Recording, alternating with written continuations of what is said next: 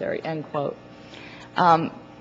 But in discussing the mood of the country in the fall of 2002, in your book you state that, quote, conditions were favorable for the Bush team as it launched its campaign to convince Americans that war with Iraq was inevitable and necessary.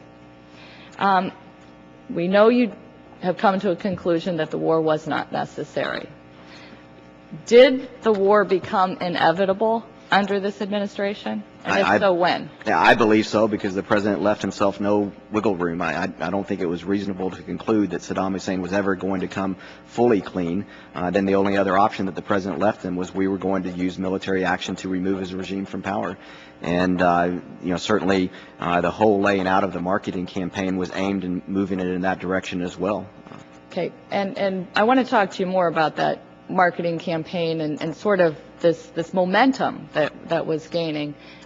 In reacting to Larry Lindsey stating in the Wall Street Journal that the cost of the war would be somewhere between $100 and $200 billion, you state in your book, quote, none of the possible unpleasant consequences of war, casualties, economic effects, geopolitical risks, diplomatic repercussions, were part of the message. We were in campaign mode now. And I guess, if you could just share with us, are you aware of any discussions about the costs and lost life and money that would be unacceptable once this campaign to war began? Any direct knowledge of some of those discussions? I mean, certainly Larry Lindsey's comments are one in terms of looking at trying to calculate the potential cost, and I think he was basing it on a 1 or 2 year time frame. So I mean, there were discussions that maybe were going on, but certainly that was not part of the way to sell war to the American people. What I'm asking about is, were there internal conversations that you're aware of? Was it contemplated what would be unacceptable?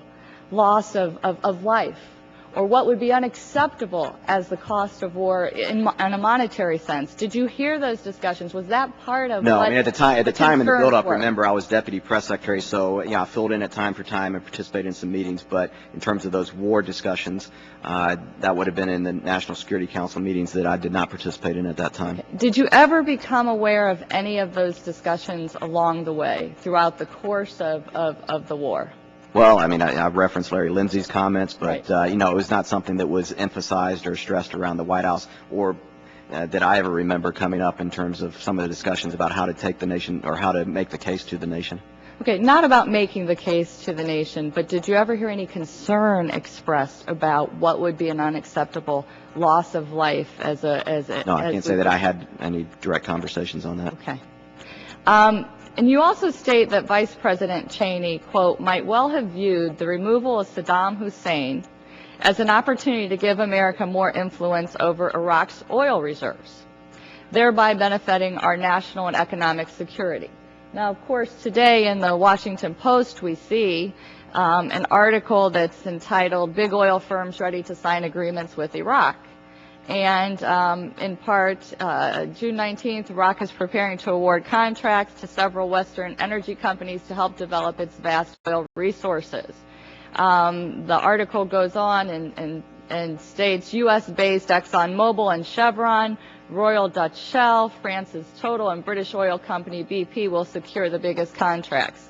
In light of that, and this comment in your book about Vice President Cheney, perhaps might well have viewed the removal of Saddam Hussein as an opportunity to give America more influence over Iraq's oil reserves. Could you just expand upon what that statement means? Well, I said it's hard to know what the Vice President's thinking is in terms of what his real rationale was for pushing forward on going into Iraq, or encouraging the President to move forward on going into Iraq. But certainly, if Iraq didn't have its large oil reserves, it wouldn't have been a national security interest, and it wouldn't have been something on the radar screen like it was from the beginning of this administration.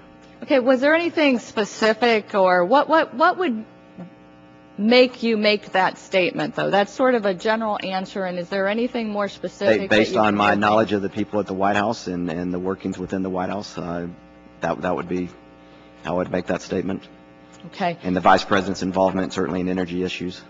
Is the White House still in campaign mode? I don't think they've ever gone out of campaign mode, if that's what you're asking. Thank you. I yield back.